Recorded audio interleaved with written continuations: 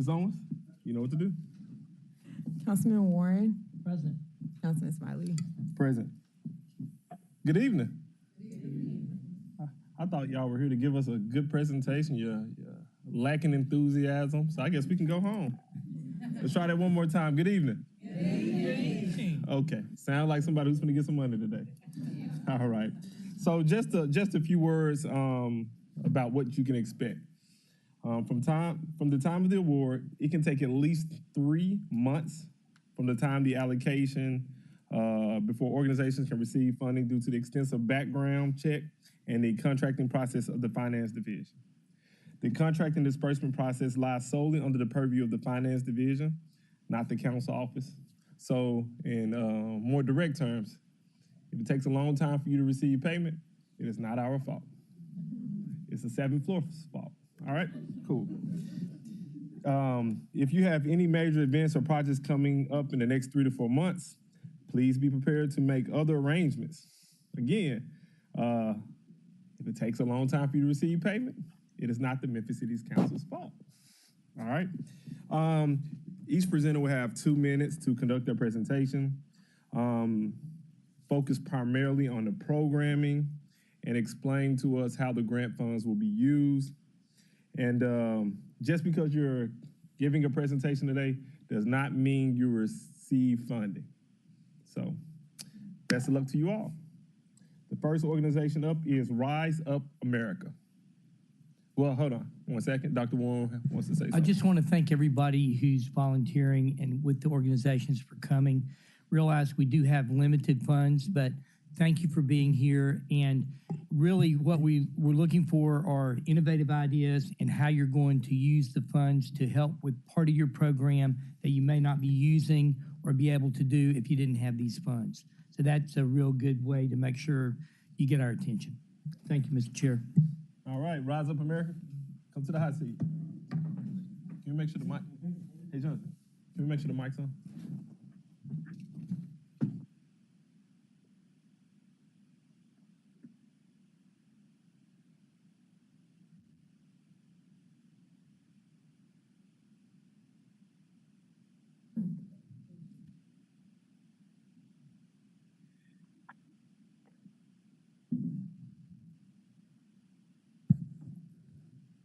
Greetings from Rise Up America.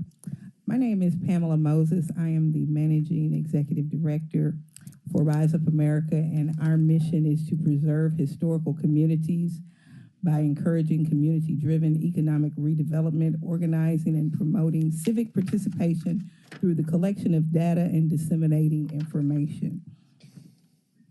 There's a video that we were going to play, but it's more than 2 minutes. So if the council would like to go back and watch it, you could to give you more information about us. We were founded in 2018, and our priorities for our target audiences are redline communities, persons with disabilities, formerly incarcerated individuals. Our programming consists of community planning, building capacity in neighborhood associations, developing racial equity, advocacy, and implementing public policy for those individuals directly impacted. This is our budget. If the council would like to go back and look at it, they can. We're requesting $15,000. We hope to create a virtual and in-person resource development hub for information and education. And the reason being is because there are many problems in our communities, but most of them are because of the lack of skills and workforce development within the communities. So we're going to create a hub of resources and programming which give us an opportunity to employ those people who would not have the opportunity if they were seeking employment from private corporations and the government, with various skills such as landscaping, t-shirt making, and other things that disabled people can do to supplement their income. We are addressing multiple issues in our historical community because we have homelessness, poverty, and lack of economic development. Additionally, through homeless outreach partnerships and educations, we will be advocating for the right of homeless individuals. I have Ms. Tamara who's with the Hope organization, homeless organizing for people to improve power and equality. Thank Ms. you. Moses, I just want to let you know your time's up. Yes, sir. Any questions from the council members? Okay, Dr. Warren. I take it this is going to be in what part of North Memphis? Mainly, we're focusing on all of Memphis, but we're targeting Hollywood right now. Okay. Hollywood. Thank you. And I appreciate the time to present. Have a wonderful day. All right, so I do want to let you all know after your presentation, you do not have to wait around. You feel free to leave, and I'm going to give you some free advice. After you make a presentation, do not let this be the last time you reach out to the council. I would suggest sending an email to the council asking for the support as well. Just free bit of advice. And the email addresses are on the website. Number 2, I'm going to butcher the name of this organization, so please come up and don't make me say this name of this organization. Itaro Fine Arts Foundation. There we go. Thank you very much. Thank you all. Welcome. Please state your name. My name is Betty Boone. I'm the president of the Taro Fine Arts Foundation. Go ahead. All right. Do I do the good thing? Pull that mic. Absolutely. All right.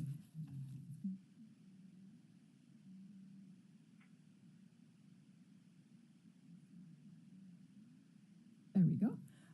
We're a 501(c) organization. Our mission is to provide artistic and leadership training and development for teens and citizens through workshops, programs, dance, visual arts, and theater. One of the things that we do is have programs for youth, and one of the projects that we're working on for this particular grant is called a video called Mama's Tide. Mama's Tide is a video that will have facilitated discussions. It's a video, it shows everyone what happens when children, young people in the middle school, actually go and deals with guns.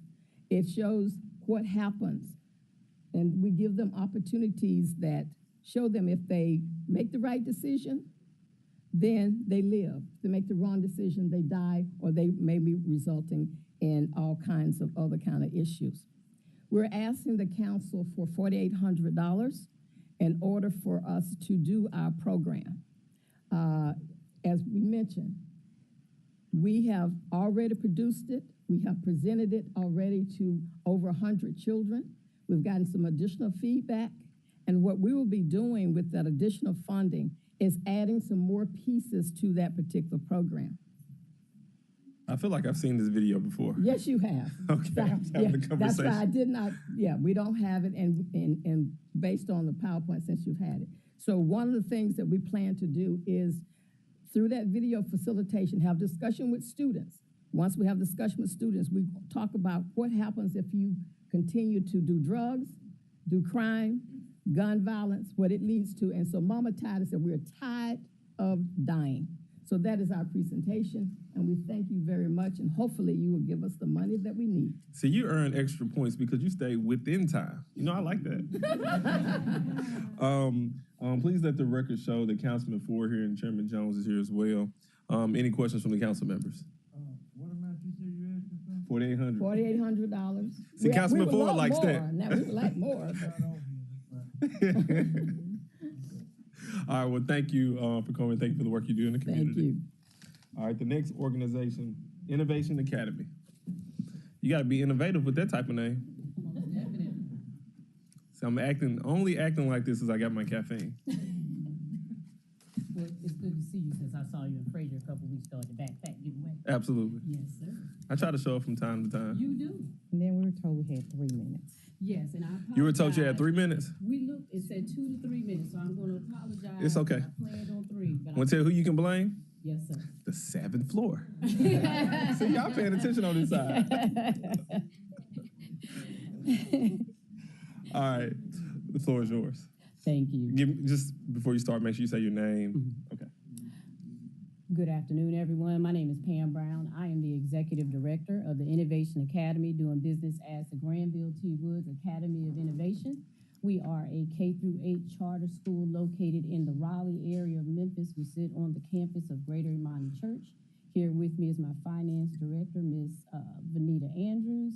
We are grateful for this opportunity to share with you how our program, your investment in our after-school program, will provide the city with another tool in its vast tool belt with dealing with juvenile crime as well as poverty.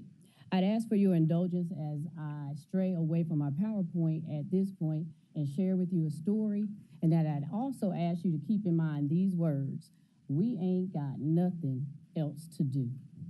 So approximately 3 weeks ago, I pulled up to the Kroger gas station on Germantown Parkway.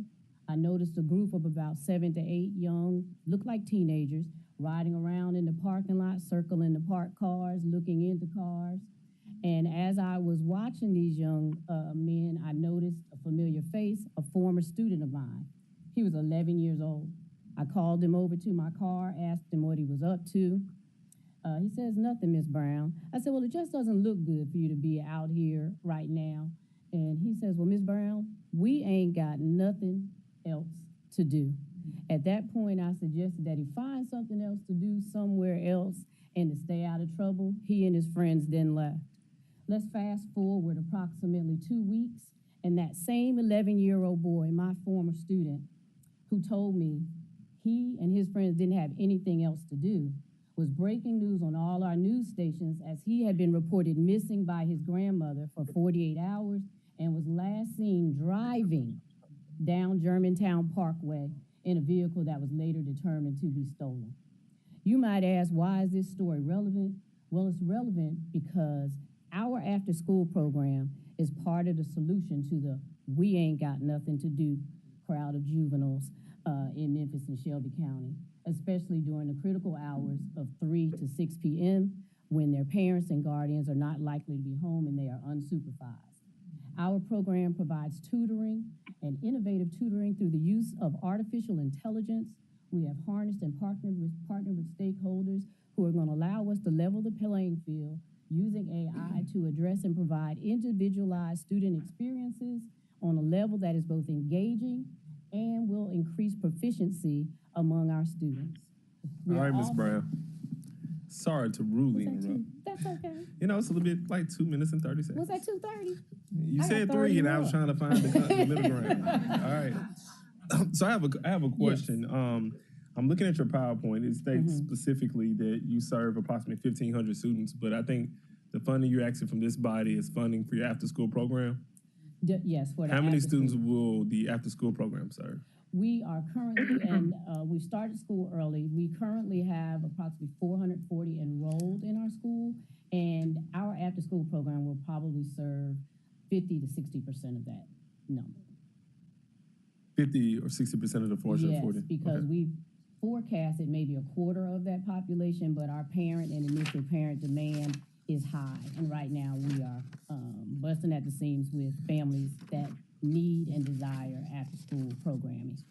And this, right now, the programming would be restricted to some because, of course, there's a cost associated, and we're looking for and asking for the $144,000 so that we may offer this before and after care at no cost to our families. So 144,000 allows participation for 200 plus students for free.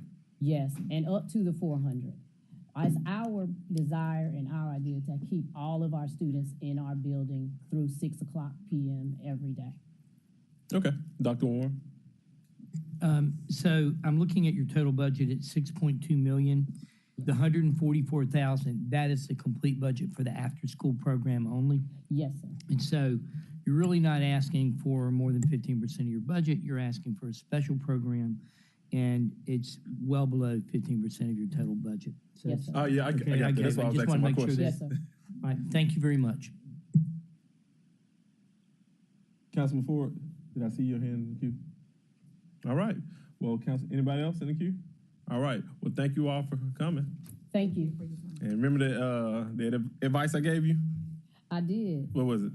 To not let this be the last time. So I look forward to extending everybody an invitation to our first parent-teacher Ms. Brown, I like you. meeting. Next. Because some of these members up here don't listen to me. I like you. All right. Have a good evening. All right, you have a good one. The next organization, Black Pearl Nail Academy. See, my nails are kind of suspect. Greetings and salutations to everybody, especially the board and everybody here. My name is Dariah Caldwell. I am the owner of the Black Pearl Nail Academy, and beside me, I have one of my products of the Black Pearl Nail Academy. From your paperwork and documentation, you can see that we have been in existence since 2018.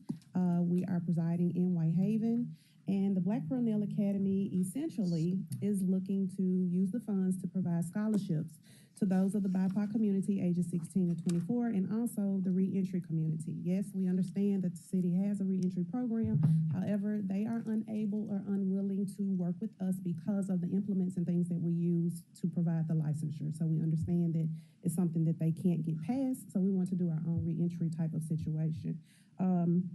We also see that the need and assistance with becoming entrepreneurs and independent contractors within the cosmetology industry.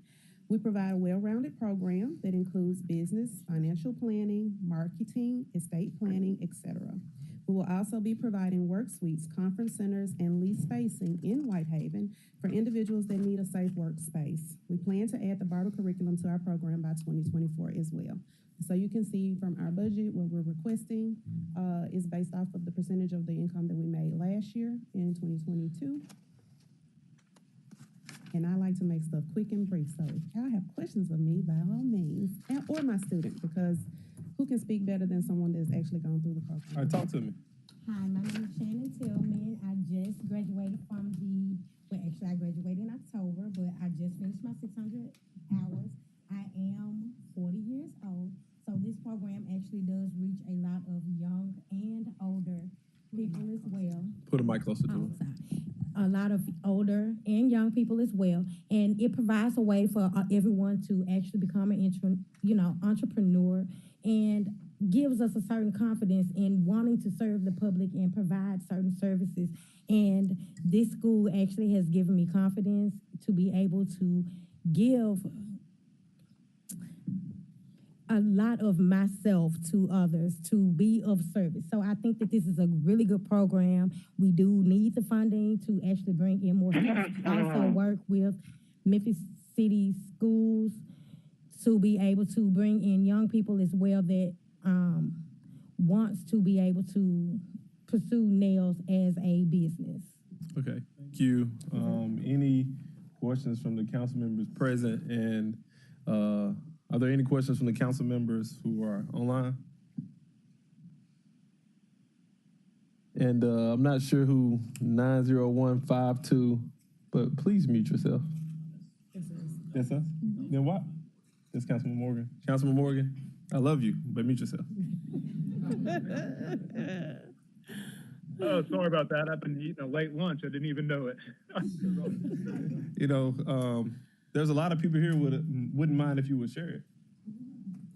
But thank you so much. Don't forget to reach out to the council members, and thank you so much for providing positive impact in the community. Thank you. Thank you.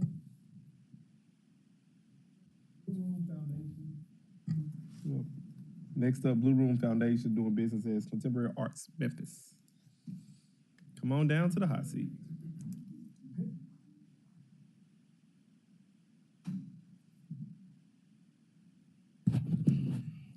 Please give us your name, and the floor is yours. Good afternoon. I'm Derek Patterson, Associate Director of Contemporary Arts Memphis, and we're requesting $250,000 for building renovation, year-round programming, and 2024 summer fellowship. Art is growing in Memphis, but the closure of MCA and the lack of art teachers, we don't have a pipeline for high school art students. We hope to be that. Our summer fellowship and year-round programming will provide students with skill building and professional development classes taught by teachers, professors, and working artists. The CAM building will be our art hub for high school students to receive support, resources, and a place to create. Our program is completely free. Our goal is to get all students into college and receive the highest amount of scholarships they can get. I have Yami Barbosa, our 2022 fellow, that received over $400,000 in scholarships and will be attending the Art Institute of Chicago, which is ranked second amongst all art schools in the country. So I'm gonna pass it to her. Well, going to SAIC is a privilege and an honor. I never really imagined that I would go off to an art school or even be leaving Memphis. So whenever I came across this opportunity as CAM, I saw it as the first big risk that I took in my life, because beforehand, I didn't think that that would be possible for me coming from a low-income home and immigrant parents. But CAM helped me see that these differences actually were what should push me to creating art, to express my vulnerabilities and show my experiences as a Mexican-American woman. And if it weren't for them, I don't know if I would have accomplished as much as I have in the past year, and I'm eternally grateful for them. They have taught me to be more confident within my actions and to take more risks and dream, and most of all, just be more confident in myself as an artist. So thank you for your time, and I'm forever grateful for CAM. Mm-hmm. Okay. Dr. Warren.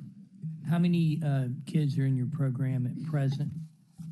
At present, this is our second full year, and we have 56. In the last year you had? 25. Okay, good. Thank you very much. Any council members present in the queue? Any council members online in the queue? All right. It appears that all hearts and minds are clear on this end. Thank you for coming. Thank you for your time.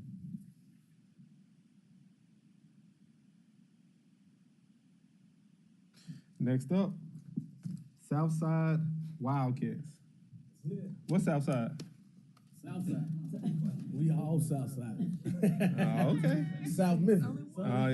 South Memphis. There used to be a place called Southside Scrappers. It was Southside Scrappers, bro. You know.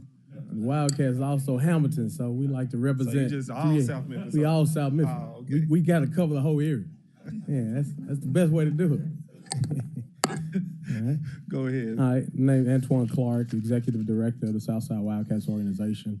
We serve K through 6th grade students, possibly 7th grade, just depending on their age. We've taken a model of taking football and cheer to do wraparound service, and what that looked like is that we are intervening academically before practice, during practice. We're also kind of training. We like to think ourselves of training the athletes. So we're surrounding support around student athletes. We're surrounding the athletes and training them for the next level, meaning after they leave our program elementary, going into a middle school, they're able to produce at the next level. But the third leg of what we do is offering mentorship, exposure to different industries, career-wise, and, you know, we have a faith-based component that we have, that we kind of do devotions and we spend time with kids talking life skills at the end of practice. And so we're requesting a $20,000, this is a $20,000 request, which is very small for you all. And we... See, he done heard those large numbers and said $20,000 will help me. Yeah, and so we're looking to continue to do programming and advance in our curriculum. So we're asking for a curriculum software for us to continue to have impact and capacity building, as well as uniforms and equipment, so that we can continue to offer excellence to our community. About how many young people do you all serve? So we currently have 118 registered, so we feel we'll serve about 100 this year. Okay. Any questions from my colleagues? Any questions from the council members online? All right, it appears that all hearts and minds are clear. Thank you, sir. Thank you. And I'll be reaching out to everybody. See, he wants some bonus points, right? Rooming in, come on down.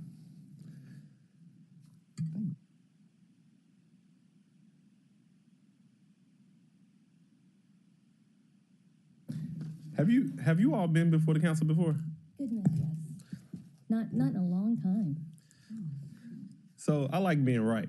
You made me right today. Well, all right. But I didn't want to make anybody wrong, so it's okay. I'm wrong? You've been here before. We have. It's been a while, so it's okay. Okay. It's okay. She's new. It's okay. Go ahead. I'm Lisa Anderson. I'm the Executive Director of Room in the Inn Memphis. Our mission is to shelter those experiencing homelessness in an environment of hospitality. You have the PowerPoint, so I won't read all of that.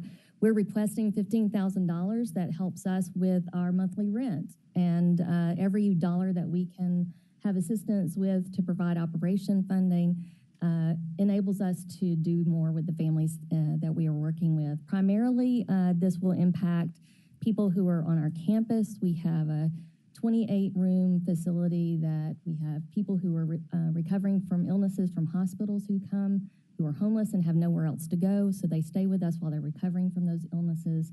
We have a 14-room family shelter. I don't have to tell you what the number was of Shelby County school children who are going back to school with experiencing homelessness this year. So at least 3,000 children. We are sheltering families every day with as many as 8 or 9 children each in our facility. So any assistance that we receive from you helps us to provide programming from those families to reach their goal of going into permanent housing. In the last 2.5 years since we entered this facility, we have helped over 88 people achieve that goal of permanent housing. That's all I'm going to say. Dr. Warren? Is this a separate entity from the organization that houses people in churches? Or are you the organizing group that houses people in churches? Yes. We have 3 programs. One of those is congregational shelter, that's street level homelessness that comes to us, and we send them out to churches or places of faith for overnight shelter. And then we have these 2 other programs, the Family Inn, which shelters families with children, and the Recuperative Care Center that is single adults. And it used to be people would be picked up, I guess, behind the First Methodist Church. Where's your pickup now? We're using Calvary for the summer, and we'll be in that general Second and Poplar area. Thank you, Mr. Chair. And I'm assuming the primary request from the council is for you all to do, I guess, repairs, maintenance, and automobile expenses? On our budget, it just mentioned the rent, I think. Also, it's rent, okay. Yeah. Okay. Yep. Any questions from any other council members? Councilwoman Logan, you looking eager, Mike. Just needed, what was the third program? You said church sheltering, The family congregation, inn, and what else? Recuperative Care Center. Okay. So those are the discharges from the hospital. Okay, thank you. Any council members online have any questions? I just have one more comment. Okay, So Dr. Warren. even though you're saying this is for rent, normally when we look at this, we like to see a program that's going for instead of basic maintenance. So I'm just assuming since you gave us this entire list of programming, you just put rent down there. That's absolutely It can right. easily just as well go for someone who's coming out of the hospital. That's exactly right. That's probably a better sell. It impacts Thank you. all of these people. So apparently Dr. Warren listens to me from time to time because I like a good argument. And he made a good argument for you. All right, thank you so much. Thank you very for the much. work you're doing in the community. Appreciate you all. We Care CDC, you know where to be. The hot seat. Good afternoon, everybody. Good afternoon. Give us your name. I am Donald Davis, the senior pastor of Spiritual Union Abiding Christ Ministries. And I'm also the founder of We Care Community Development Corporation. Our 501c3 is really developed to help mentor and also to tutor our young men and young ladies going through not just elementary, but middle school to high school. If you guys know, the statistics are not good, especially in the Black community. And being from Orange Mound, which is the community that I serve, Orange Mound was dubbed one of the national heritage by Michelle Obama, is also right there next to Melrose High School, which is the Achilles heel of Orange Mound. We face a lot of challenges, and one of the things that our program do is help with social and emotional learning with our young Black kids. That social and emotional learning also deal with the ACEs that our kids are faced with, and that is adverse childhood experience. Our program really focus in on 10 lessons, which is 10 months, and on that last month, we do a rites of passage. We do lessons like self-management. We do lessons like social awareness, self-awareness, conflict resolution. We also got a program that is helping the police department really partner with the kids in the community to help them have a relationship through relationship building. And it helps with relationships, not just with our children, but in the process of Melrose High School, Sherwood Middle School, Cherokee Elementary, Dunbar Elementary, and now Henley Elementary. We get those kids who are delinquent, who are getting in trouble. We try to help them through this program with that social and emotional learning. Our program is struggling because of the resources. We need transportation to go pick up the kids, drop the kids off. But through this program, we have watched kids grow to college. We'll watch kids go to the armed forces. We also watch kids get trade schools. We have really changed the direction of a lot of kids that have been getting in trouble in school consistently and constantly. This program has helped them, and with your help, it'll continue to help these kids that has social and emotional learning and that are dealing with ACEs in a terrible way. Okay, Pastor Davis, your time's up, and thank you for the pause. I'm taking a look at your budget, and it doesn't specify how the funds will be used. So could you, because if I don't ask it, Councilman Jones was going to come here and ask you a question. Could you state specifically for this body on how the funds will be used and what program or what specifically will the funds be used for? Our program, mostly the funds will be used really for the speakers of the Memphis Police Department. We also got social workers who are volunteering their time that we like to help. And also we got 2 doctors who are on board that volunteer their time to help with the counseling of the kids and also you guys, the trauma that the kids will go through. Our program needs the transportation to get the kids back and forth. And also when we get the kids, we have to feed them. When we get the kids, we help them with their uniforms, help them with their backpacks. And a lot of the program is geared towards the 8.5 acres of land that we have at Orange Mound to try to put a multifaceted building on that program, on that land rather, known as the Super Center, which means Spiritual Union Prevention, Education, Resource and Recreation Center. So that program that we're using, those funds will be used for that. Okay, so Pastor Davis, I'm going to need you to, so when you leave here, go back into your PowerPoint presentation you provided Yes, our staff with and update the budget portion of it and outline specifically how the funds will be used. I think you, Ms. Owens, kind of outlined some of it, but could you update it and get it back in to Ms. Owens? I can do that. Absolutely. Any questions from the council members? Any questions from the council members online? All right. Thank you, sir. Thank you for your time. Where you from? I just want you to say it because you said it so proud last time.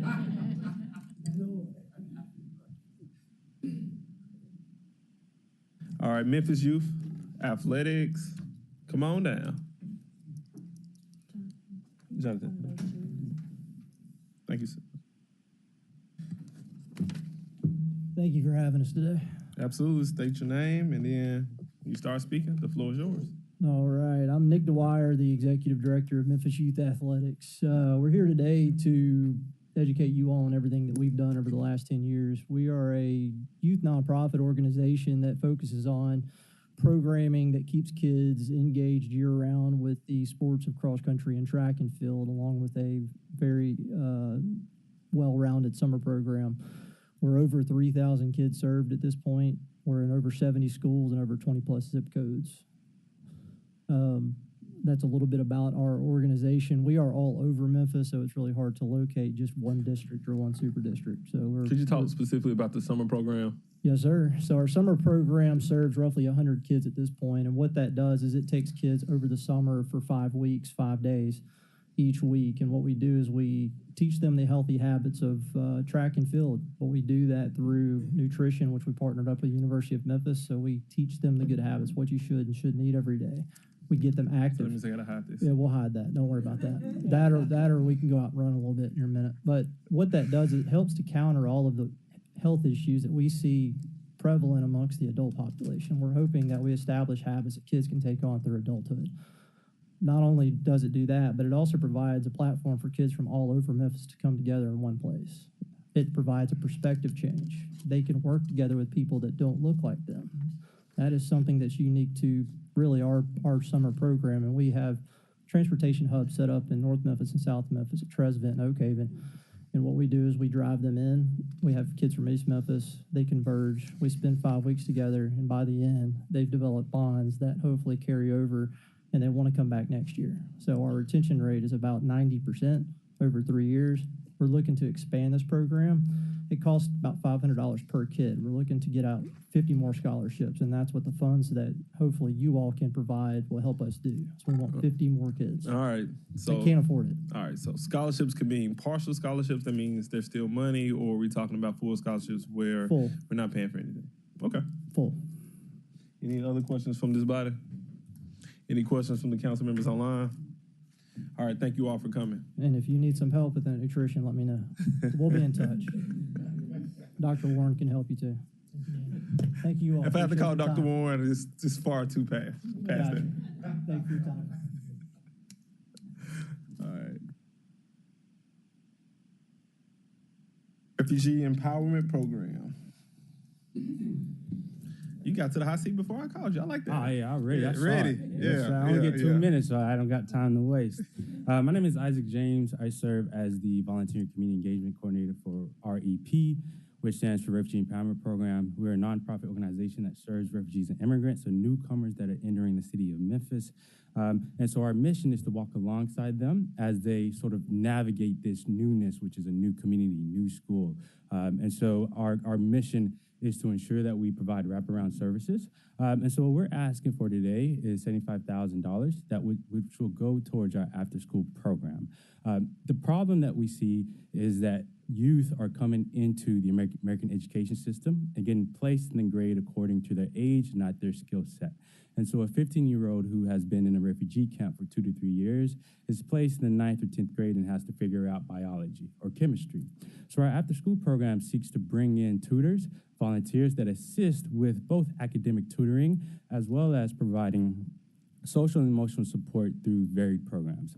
We partner with the University of Memphis to bring in a program called Trauma Healing, which they bring in social workers to have activities in which the youth can utilize to deal with the stressors that are happening within the schools that they deal day to day, so that they can learn how to express themselves, but also deal with the emotions that they're facing. The money will also go towards building capacity. So at the moment, we serve over 250 kids across our K through 12 program. And so with the funding, we're able to hire more staff. Right now, we're about a 1-to-20 ratio. And so the funding will allow us to. You still have some more time, but sometimes I get a bit inquisitive. So how many more staff are you going to hire? I have to get back to you on that. I'm not really too sure. Depending on the grant allocation. So assume that this body gave you your full request. Do you know how Right. many more staff you will be hiring? Not right now. So right now we're having a lot of Spanish speakers come into our program, and so we know that we need staff that speak Spanish. Right now, currently, we have staff that speak around 8 total languages, a lot being from East Africa. But because we have different populations coming in, we're hiring staffs that are representative of those populations. So I'm going to make a request. I think I made a request too. Someone else was here. So when you leave here, take a look at your budget. I want you to specify, delineate the salaries and the wages. Because I really want to know how many more staff you're bringing in. Absolutely. And then programming, I think this body gets because we hear what you do. Right. But salaries and wages, what we don't want to do is be paying everything for the entire salaries.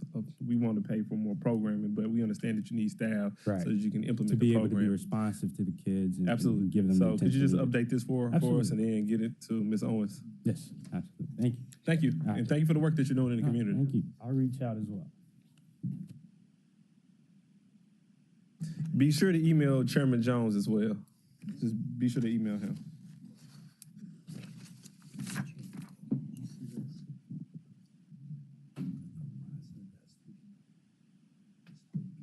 What is it? 4 minutes. Then I'll take a look at it.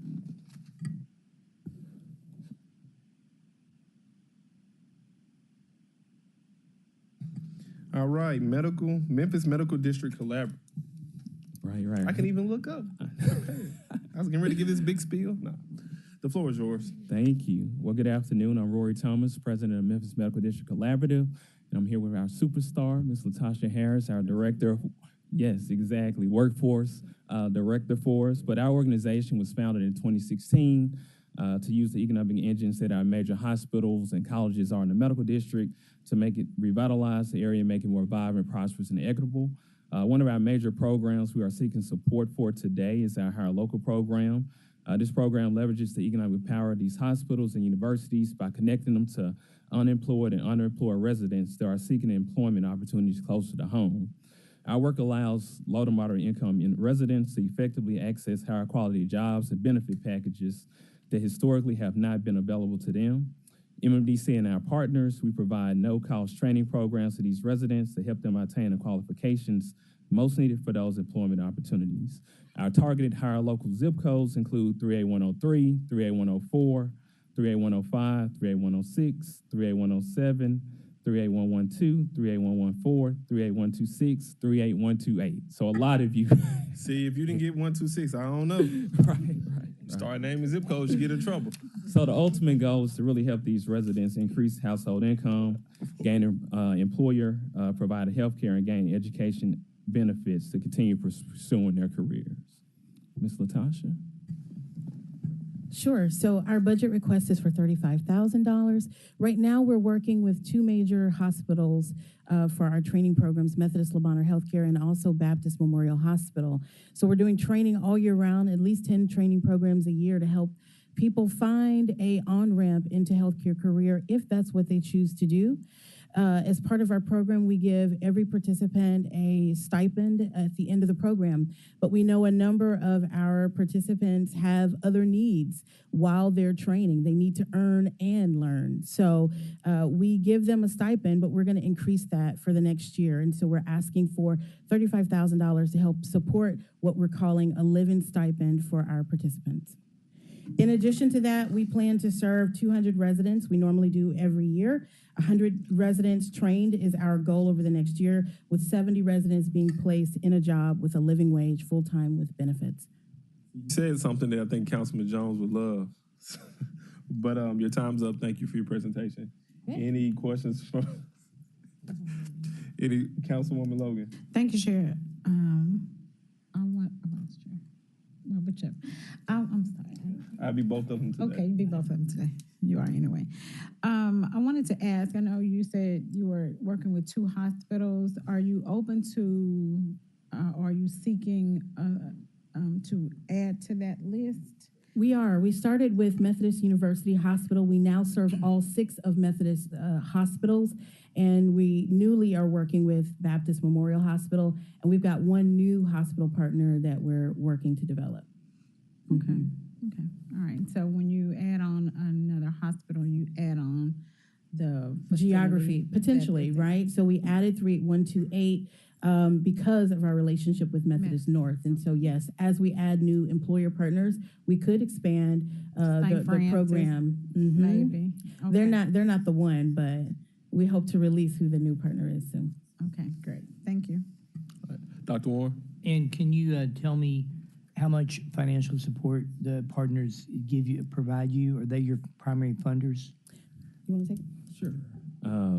Our anchor partners are the St. Jude's and Methodist, about $1.7 million total is what those anchor partners provide. Thank you. Thank you, Mr. Chair. Thank you, Dr. Warren. Any questions from the council members online? All right, thank you so much. Sukasa Family Ministries.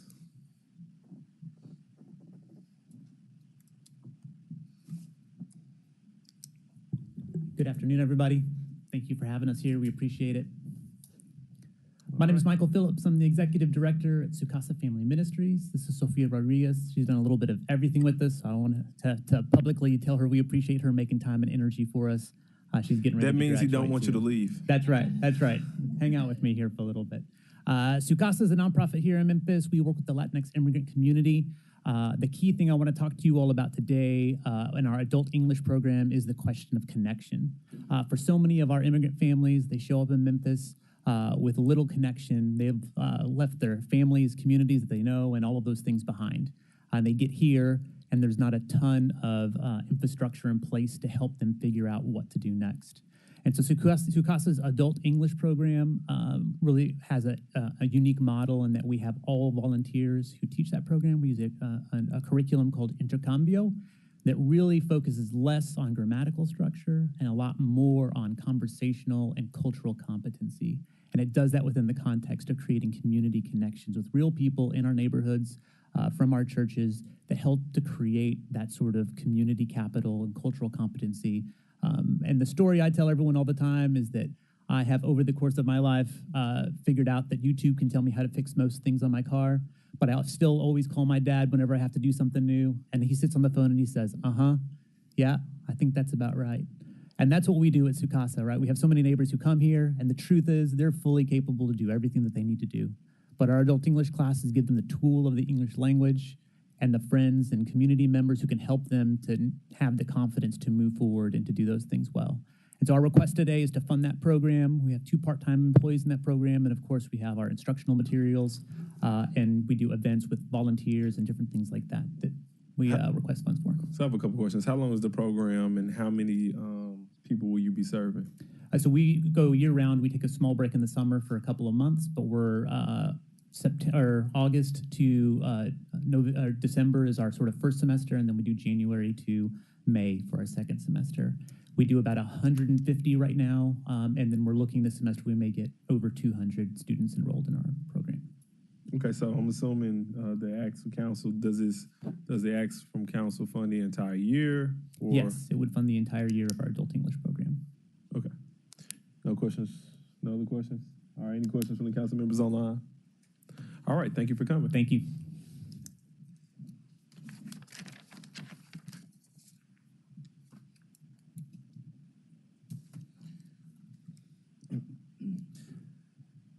See, I know y'all don't want me to pronounce this.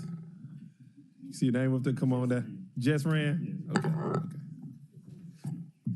Because I have no idea what's about to come out of my mouth. It wasn't going to be right, though. All right. Mr. Harris? Thank you all. Floor is yours. Thank you.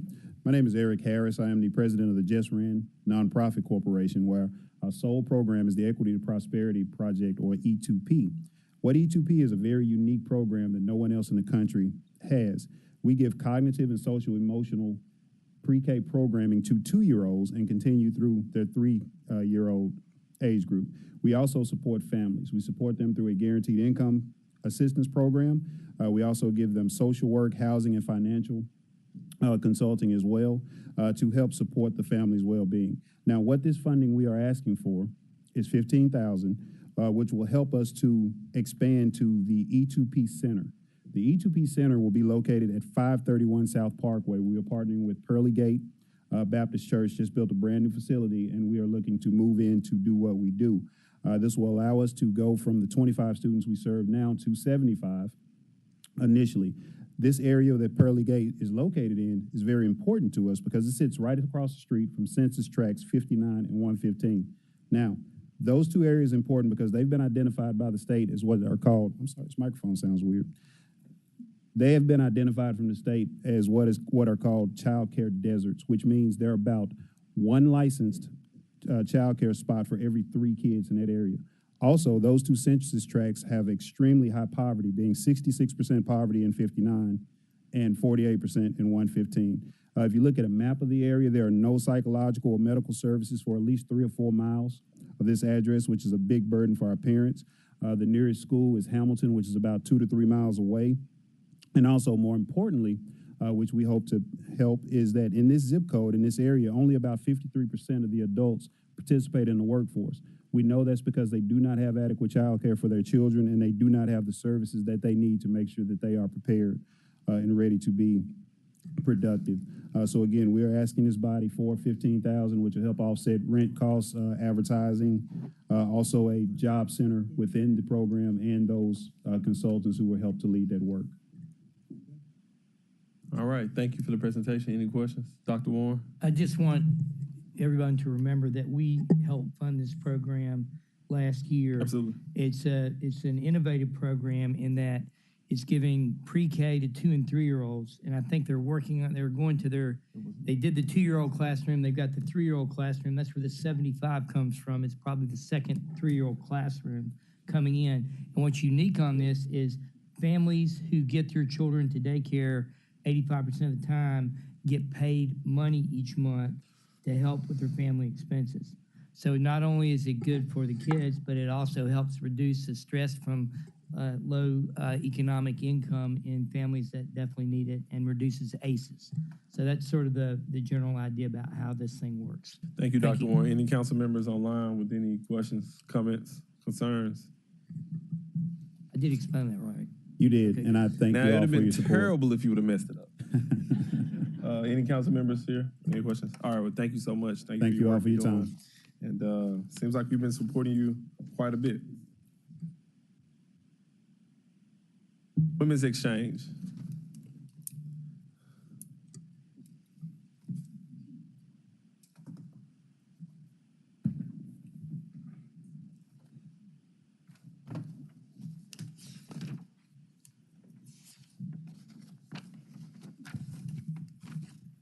afternoon.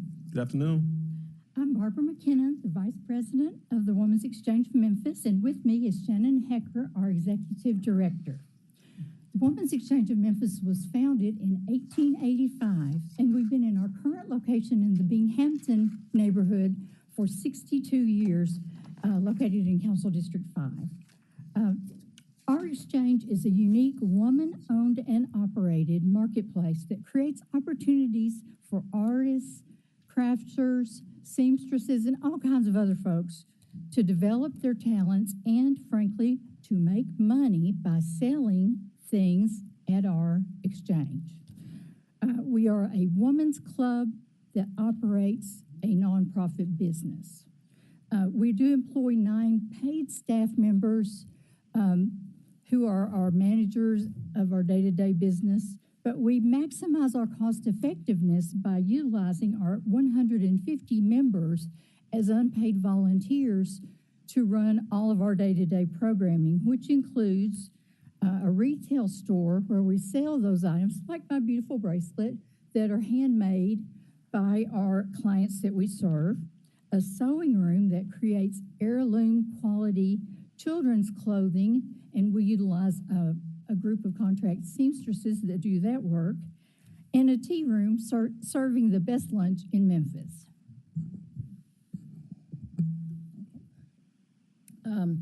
We are requesting a funding in the amount of $42,100, and with this money, we would be able to provide the much-needed technology updates, specifically for processing sales transactions, salary to a deserving intern to assist us in IT situations and in the new technology, and professional training for the upcoming year. But importantly, it would also allow us to expand our programs to include a high school aged youth in the surrounding community.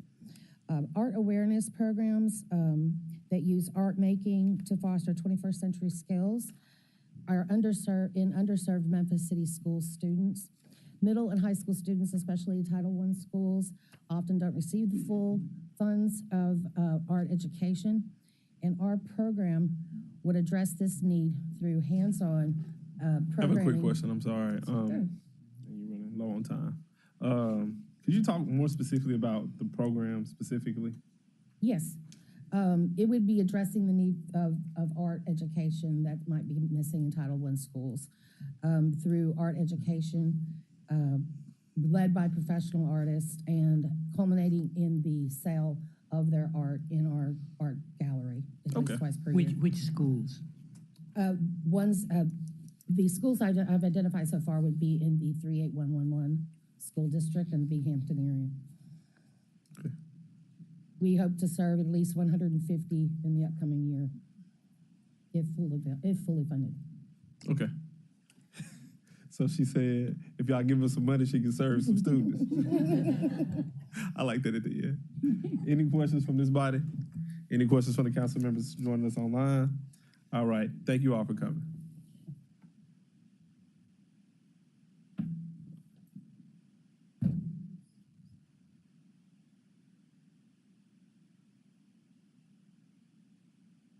Creative Aging Memphis. Oh, my friend that I just met on the elevator. On the elevator, hey. Hey. Again. You have someone else joining you. Yes, I do. Hello, everyone. My name is Mia Henley. I'm the Executive Director of Creative Aging Memphis. With me is Ashley Borgsmiller, our Director of Operations.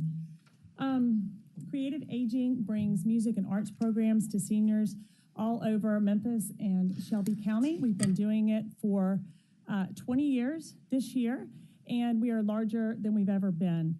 There are 135,000 people in Shelby County over age 65. We are probably reaching about 5,000 a year. We reach most of them multiple times, but we're not doing enough.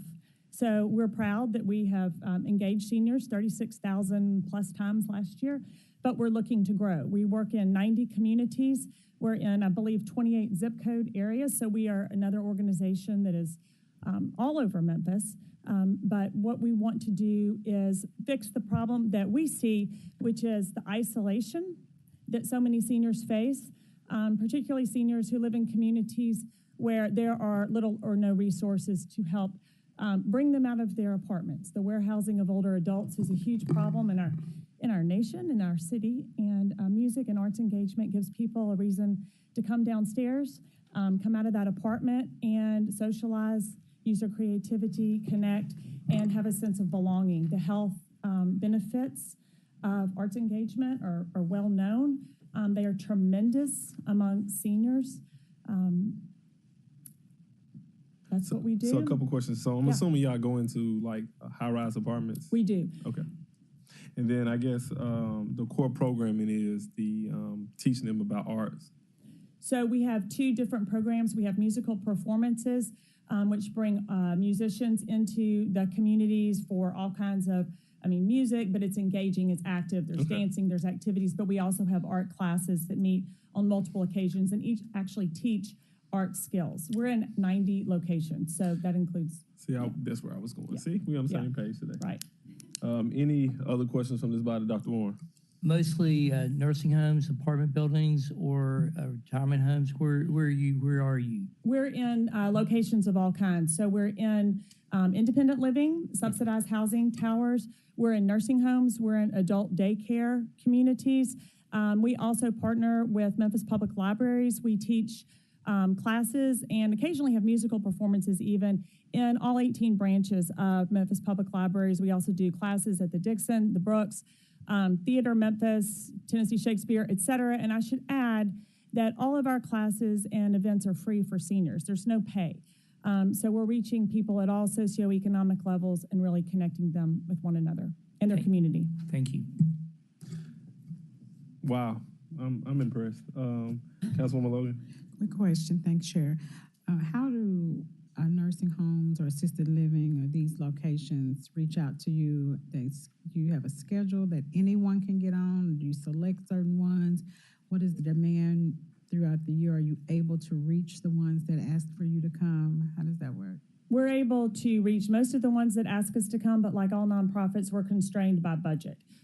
So we would like to be reaching more locations and we would like to be reaching them more often. We have a website. With 90 locations, people are finding us and we are in lots of those. We are actively looking for places. There are resource listings that have all of the nursing homes and all of the subsidized housing towers, et cetera, listed. So we have access to that. So we reach out to people and actively ask them to be our partners, which is why we're working with so many communities. So do you rotate where you go? Are you fixed in those 90 locations? How does that work? Right now, we're in the 90 locations that we're in because that's what we can serve with our current budget, but we can expand that. Generally, the way it works is the community calls us. They say we want to have a musical performance or an art class, and then we schedule it based on their needs. We schedule the type of music or the type of art that they want. We don't tell them what they're getting. They tell us what they're interested in. We have about 120 musicians and artists that work for us, and this is really important. I can't believe I didn't already say it, but we pay all of our artists and musicians. Last year, we paid $320,000 to musicians and artists, and the vast majority of our request is for money that would be used to pay musicians and artists. So that money is going right back into the community and driving the economy, which, the arts economy is a huge part of Memphis and something that's going really well here. So if facilities in my district would like your services, they can just reach out through the website and schedule those. That's correct. Well, no, they don't. They wouldn't just reach out. We would need to begin a conversation with them, and we could already be serving them. We are serving a number, of communities in lots of different locations. So we'd be happy to talk to you about it and encourage you to reach out or have someone there reach out. Thanks. Yeah. Okay. Sounds like you all will be following up. Yeah. Any council members in the queue? Any council members online? All right. Well, thank you all. Thank you for your time.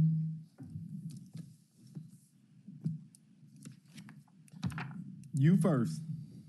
Well, you're not technically first today, but Ms. Hunt, come on down.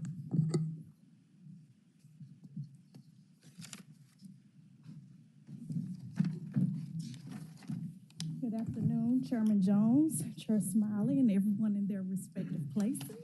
Sound like you've been here before. Oh, I haven't. It's actually my first time here. No. But I appreciate you all for your time. I am Bettina Hunt. I am the founder of You First Community Foundation. My mission, I actually have two purposes, but one today is to provide menstrual health education and services to eradicate period poverty. Excuse me.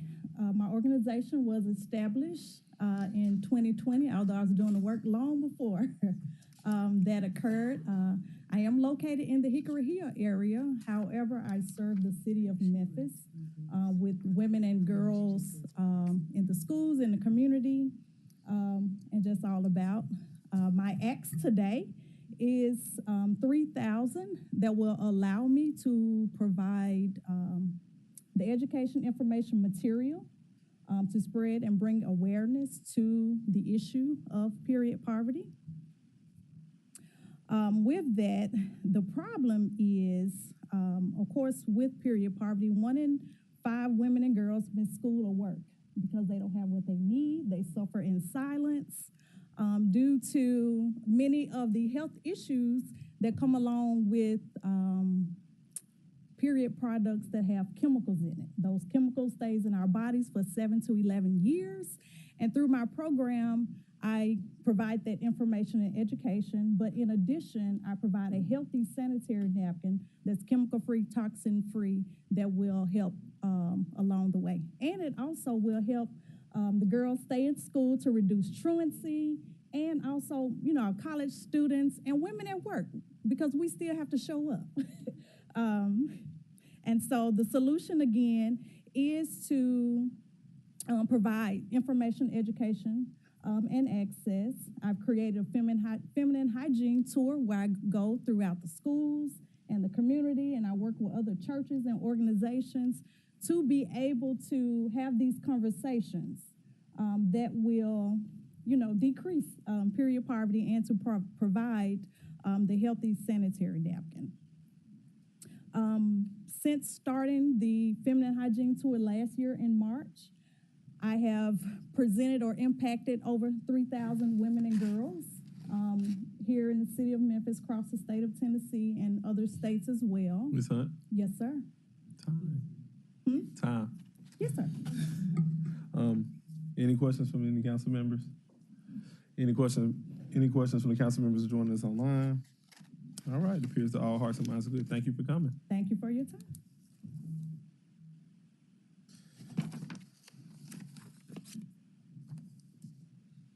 The Arc Mid-South. Someone else I met today. Ladies and gentlemen, the council members, do I have to use the PowerPoint? I mean, you can talk to us. Okay, so, because you already read that and you probably want to see all this stuff. I have 5 things to go over today. Could you give us your name? Yes, I will. Again, let me start over. I'm Pearline Leeper with the Arc Mid-South. What's your last name? Leeper, Leaper. And I am so happy to be here. I met him in the elevator. I'm a little nervous. So Don't be. Don't be? Nah, Okay. you good. I have 5 things to tell you: was our purpose, our goal, our budget, and how we need your help and support. So You can go straight to the end. How do you need our support? Okay, You can go we straight to the need end. your support to provide an increased literacy for individuals with disability. And reason why that is so important, so many of our students, you probably heard this before, they come out of school system, they're not able to read, they're not able to find a job. But our office is a small office, but we're doing giant things. We have 26 students as of today in our class. We have 43 that are weighted. We have 125 we do educational virtual learning because they're not able to come to the class due to the city of Memphis' lack of transportation for individuals with disability. So these dollars, we're asking for $25,000. That's all, $25,000. And that will help offset some of the accessible technology that we need to provide these support to these individuals. We also need program supplies as well. We only is asking for like less than 1% for administrative costs, which will be to hire a person that will support these students. One success story in this program over, I think it's 7 to 8 years now, we've had about 8 students to earn their GED. That is huge. We are doing what the Shelby County school system were not able to do. We're educating, we're teaching, and we're also landing them with jobs throughout the city of Memphis. So our outcome is huge, is to decrease the waiting list of those 48 students that are waiting as of today to get into the classroom because we don't have the space. We don't have the technology that will actually serve them. That is my ask today for $25,000 to support this budget, which is less than 1% that what we're asking for today. That's all I have to say. Well, you don't want me to ask you a question? Yeah. Okay. So I have just a question. I'm looking through your budget, particularly the program supply / client support.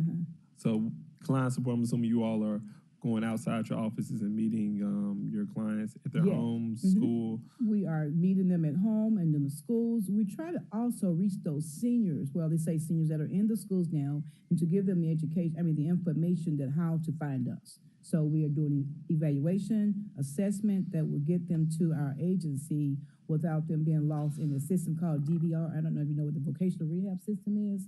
That's part, you know what that is? So they get lost. And we're trying to educate the teachers on where to send them during the transition planning of their services. Okay. Any questions from this body? Any questions from the council members online? All right. Thank you so much. It's a pleasure meeting you today. Great job. Slingshot Memphis. I think I've heard of this organization before. I'm not quite sure. Come on down.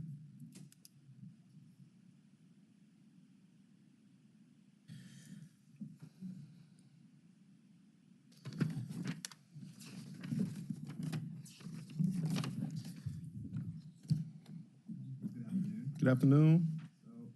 Slingshot Memphis exists to help our community. See, Mr. Barnett. That's me. Introduce yourself. I'm Jared Barnett. I'm the CEO of Slingshot Memphis. I'm joined by Olivia Fowler, who's our operations associate here.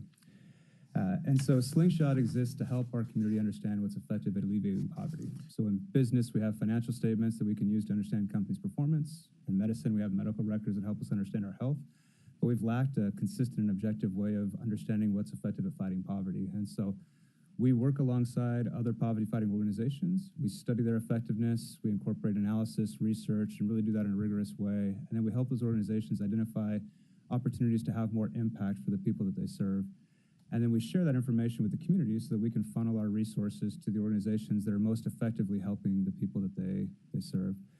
Our budget request for the City Council is focused on our workforce development project called MemWorks. This project is focused on answering the question, why are people experiencing poverty, struggling to access living wage jobs?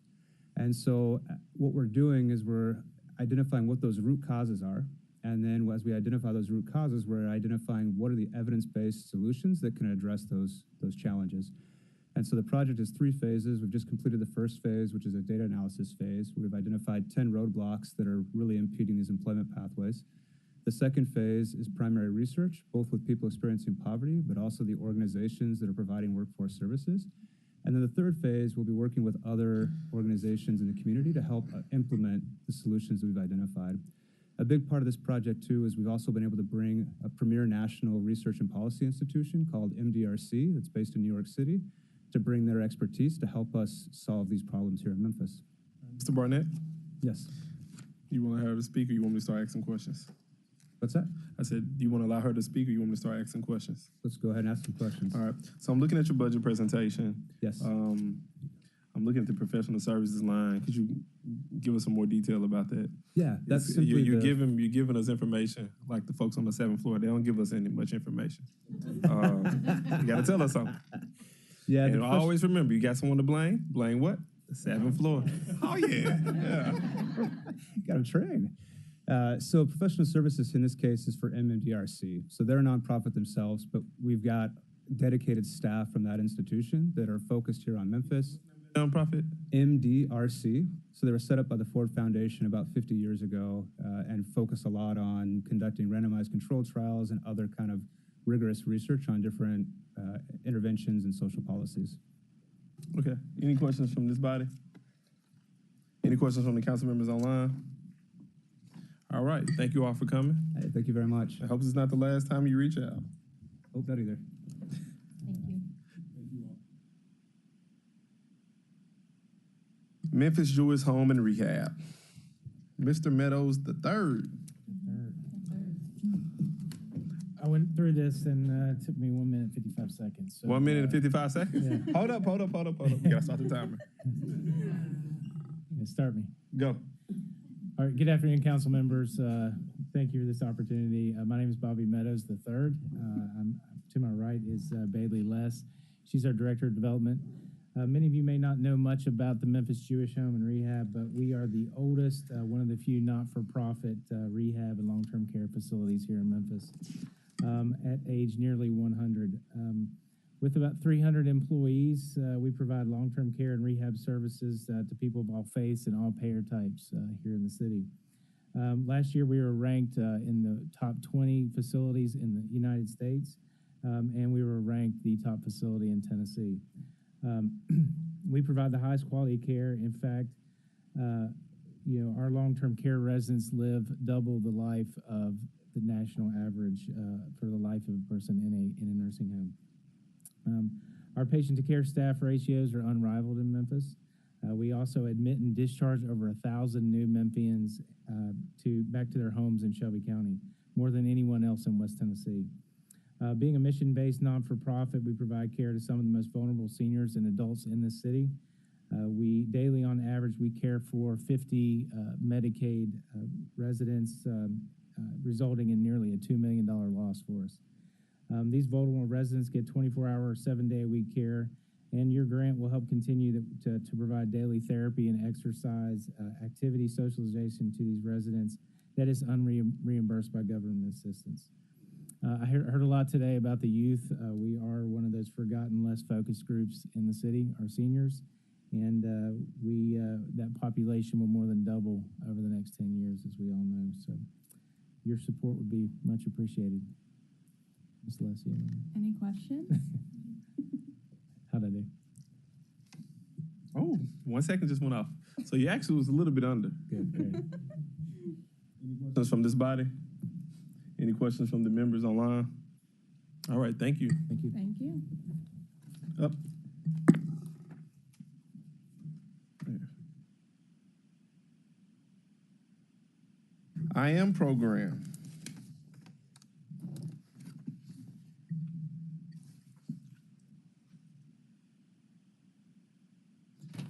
Now they set the bar. It was like 1:53 seconds.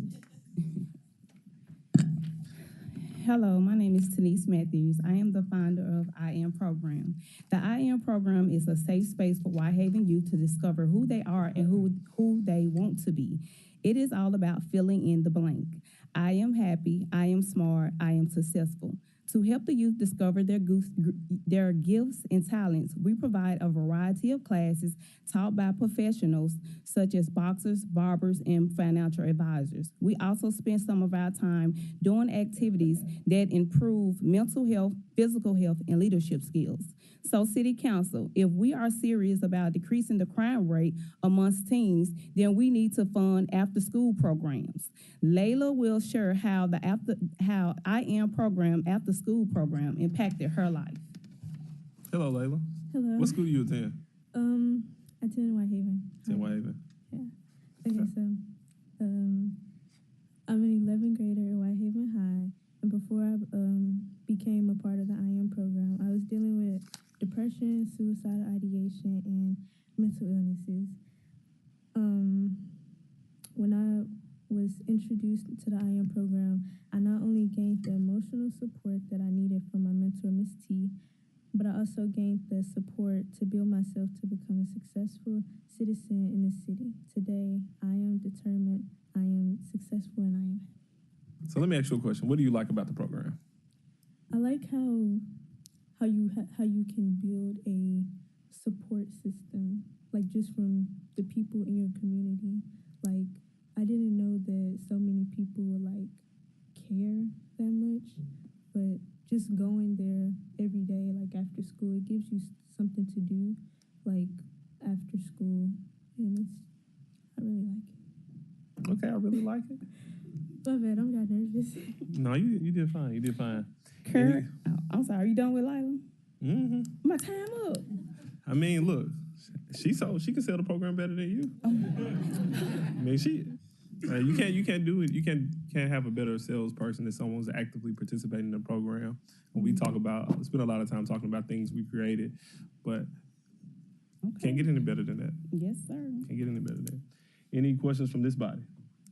Chairman Jones. I'm looking. How many young people do you serve, Ms. Matthews? That's what I was about to read. Okay.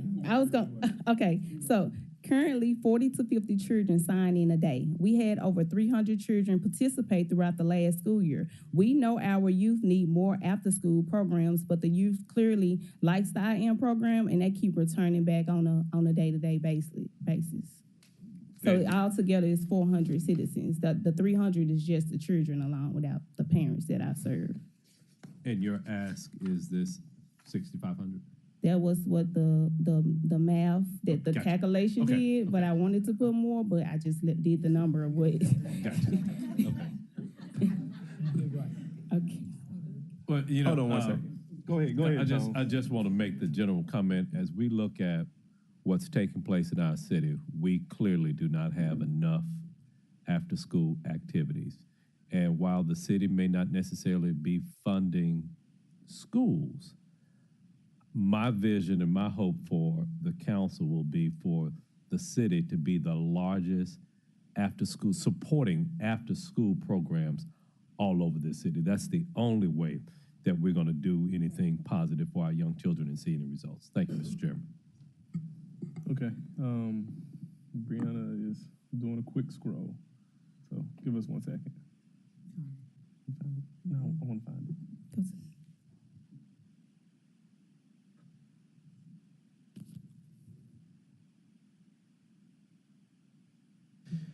Quick question for you. Did you file a postcard? Because I'm looking at your budget. It shows annual expenses about $123,000. Mm-hmm. You got 990 in? Then I have to ask my tax preparer. I did file. Because Chairman Jones, if what we're looking at is correct, I think she may qualify for more. But just trying to confirm. Well, you may qualify for more. It seems like Chairman Jones is inclined to do more if you qualify for more. We're going to get that information. But thank you for coming. Hold up. Any other questions from any council members? Any questions from the council members online? All right, thank you all. Thank you. And you did a great job today. Thank you, Ms. Layla.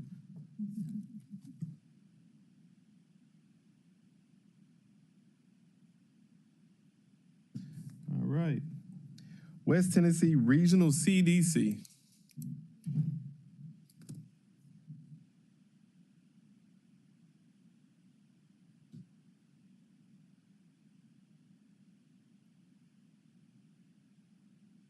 Everybody doing?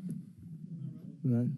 How you doing? My name is Roosevelt Bonds. I'm the president of West Tennessee CDC. It's my daughter, Jovita Nesbitt. She's the secretary. And we asked for $15,000 to beautify Memphis. Since 2008, we remodeled 60 to 75 homes. 2009, we came up 501c3. And the thing is, we got 6 properties we trying to rehab. 4 in Frasers and 2 in North Memphis. It's gonna take $320,000 to remodel, to rehab them. I'm a developer, been around, like I said, since 2008. So we asked for $15,000 to see where they help us out to get these homes up and going. All right, what area is the homes located in? Most of them in North Memphis, Smoke City, Quinite area, and the rest of them in Fraser. See, we have Councilwoman Easter Thomas join us online. I think she'd be pleased to hear that you're doing some work in North Memphis. Mm-hmm. Any other members with any questions? Questions from any of the council?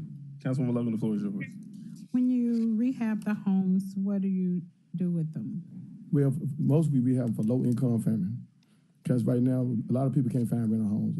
It's a need for rental houses. Mm-hmm. And right now, all the out-of-town investors buying them and charging way too much for the rent. So we got a lot of people right now in need. And I've been doing rented homes since 2006. And right now I hit 32 at one time, but I'm getting back on that number. So I've been in the game for a pretty good while. I'm a developer. Anything in North Memphis, Smoking City, Fraser area, West Tennessee, they get their hands involved. We didn't spend the money out of our own pocket. You know, we ain't no ask nobody for no funds, but no bank fund or nothing. Everything going on, like I said, last 60, 75 homes, we done out of our own pocket earned income money. And so you rent the homes to the tenant, and do they ever become homeowners or? Yeah, we have sold homes. We got homes right now on Zillow to be homeowners. Okay. So you sell them? Yes, ma'am. Okay, thank you. Chair, this is Johnson. Councilwoman Johnson. You know, I was missing you today. We didn't have enough questions. I got you, but I've been thinking. We know. The floor is yours, Councilwoman Johnson. Okay, first, Councilwoman Logan covered quite a few questions I had, but I'd like to know, what is the rent for these properties? Most of the rent gonna be between, how many bedrooms it is? One bedroom between $850. Explain to me what you have. Well, right now I got 3 bedrooms, and I got the apartment's gonna be Vietnam veterans. I just did a set last year, 12 units, 836 house appraised, and all Vietnam veterans, and there are 12 units. So right now, like I said, it's hard to find somewhere to live. So most of them be Section 8. Okay, did I miss something? I asked, what is the rent?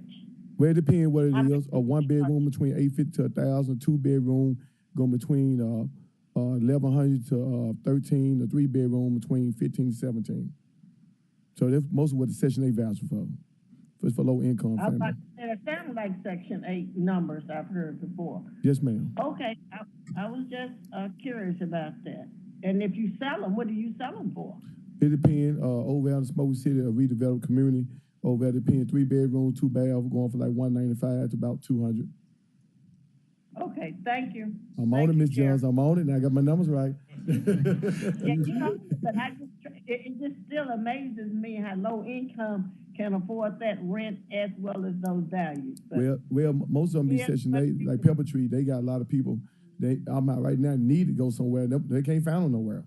So, you know, we got plenty of people at Pepper Tree. We got to pray somewhere. And they ain't got deposits, so we help them out. You know, like look, get $100 a month on the rent or something. You know, for deposit. So, like I said, we've been around since 2008. I've been developing homes since 2006, and we done a wonderful job. Yeah, Easter Thomas, you know, we done a wonderful job in the Memphis area. Okay, thank you, Chair. All right, Councilwoman Johnson, we need you to stick around now. I'm not funny. Councilwoman Logan, the floor is yours. And are you affiliated with or connected with, or do any of your tenants who become homeowners go through any home buyer education program or anything like that? No, ma'am. Okay. Would you be open to that? Yes, They're ma'am. generally free. They just are programs that help tenants prepare to be homeowners and that type of thing. I think that would be great for what you're doing. I commend you, and I think that would be a great asset to your program. Yes, ma'am. Definitely. My daughter, she been working with Trustmark Bank in the future to get the next homes we model to sell, that they have families ready to, you know, how they credit straighten up and move in and, you know, buy the home. Because right now, nobody really can't afford no home in Memphis. You know, especially low income family, between 150 to 200,000. It's North Memphis right now. So it's just getting rougher and rougher, especially on homeowners. Right. Yeah. So, great program, and I'll forward you some information regarding that. Gotcha. Okay. Thank y'all. All right, any other questions from this body? Any council members online? All right, peers, all hearts and minds good. Thank you all for coming. Thank you.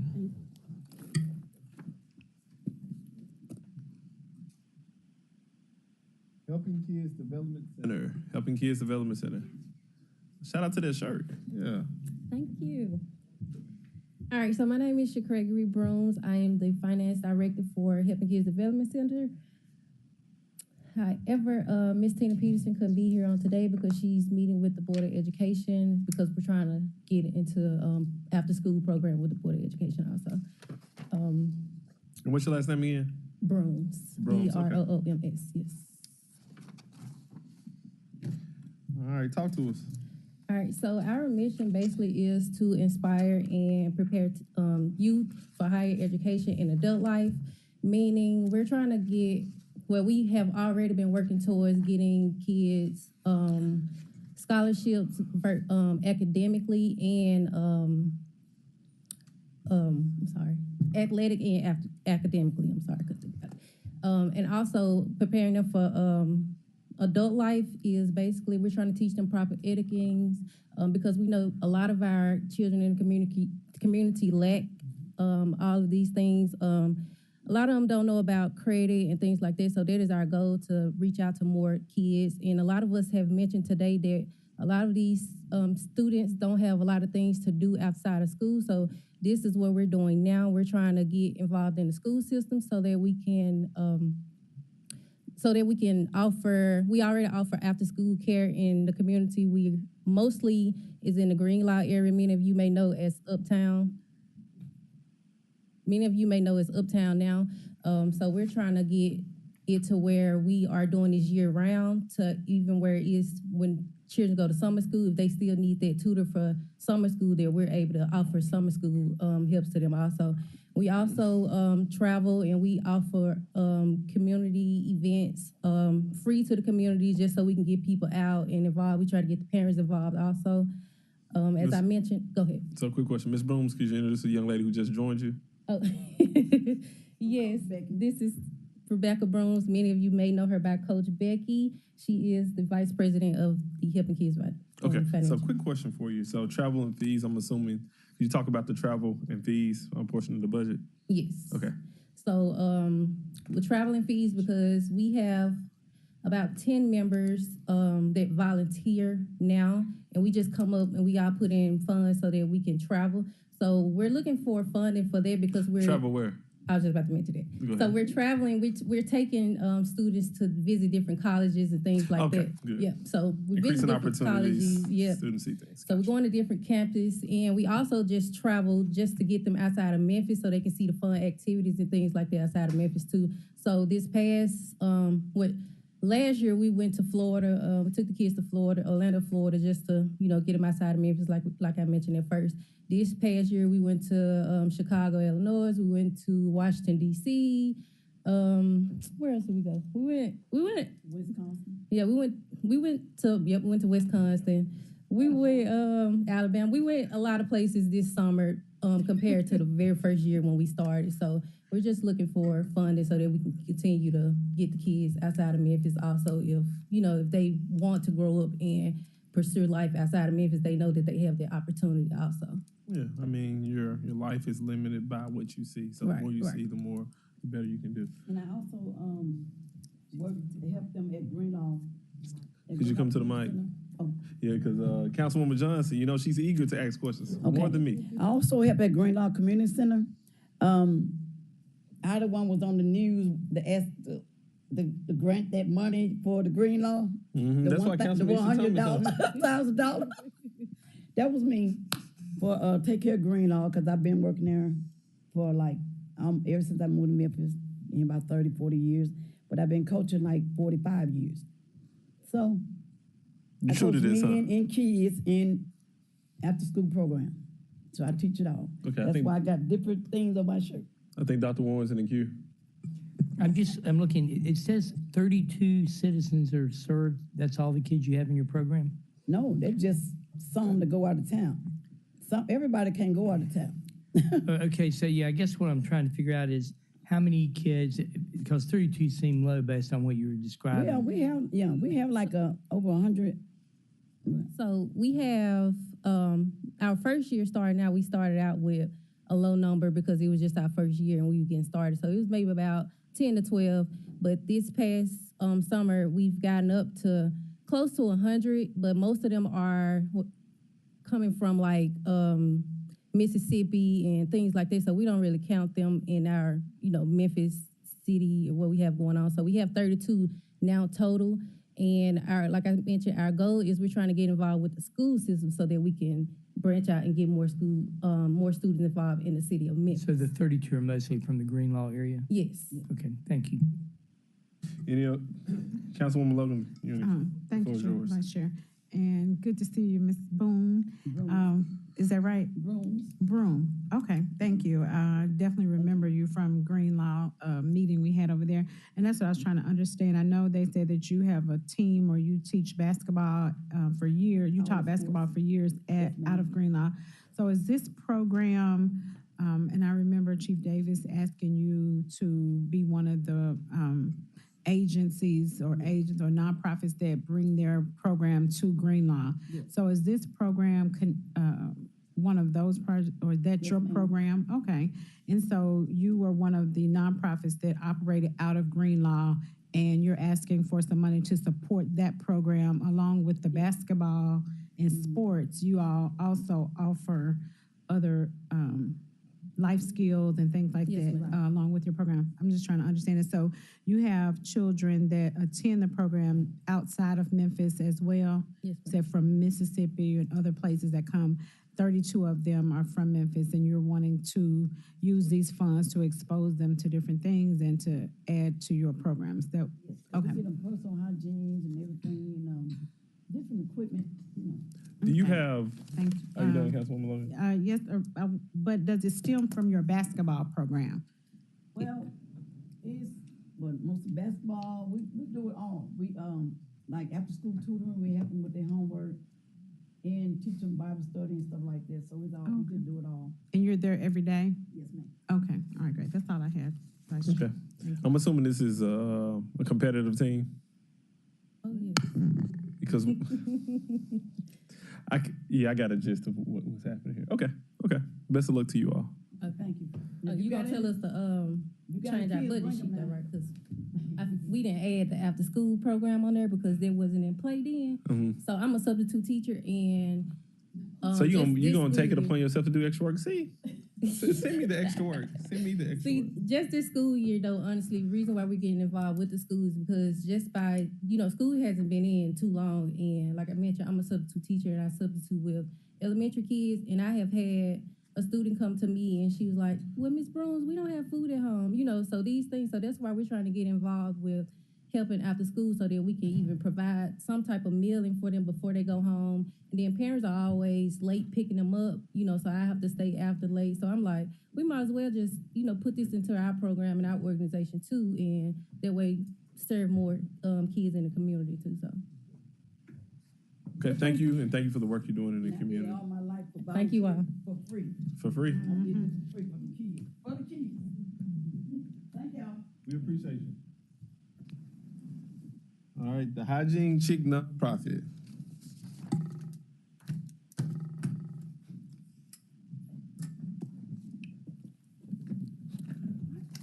This is.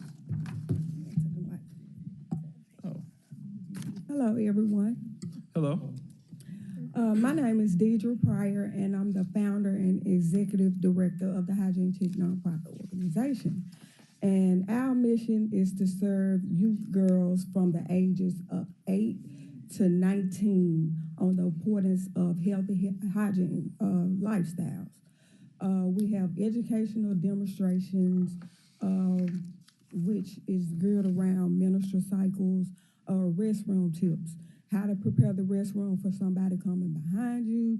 Many of the girls that come into our program, their parents are screaming out for assistance. And we like to bridge the gap with the school systems that's not, that does not have a curriculum for that. So we provide that support. And we also partner with the Boys and Girls Club after school program to provide services based around all things hygiene, from menstrual hygiene to personal hygiene to all of that. And so we're requesting our budget, we're requesting $3,000, and that's just for planning.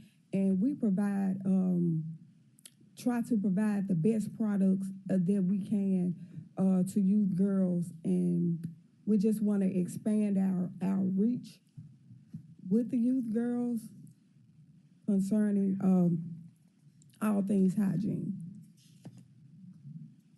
All right, any questions, Dr. Warren? Yeah, I'm looking at your budget and I'm a little confused in that the budget says $3,000 total budget, and it looks like you're asking us for $3,000, but then here I see that you've raised $15 from grants and sponsorships. I assume that you've got other sources of income other than that $3,000. And you're just asking us for 3,000. This is just your ask twice. It's not your total budget. Oh, no, it's not. Okay, what is your total budget per year? Our total budget, we serve between 100 and 200 girls. And how much, what's your total financial budget? How much? Our budget is like $7,000. 7,000, okay. Yes, sir. Okay. All right, any questions from this body? Any questions from the members online?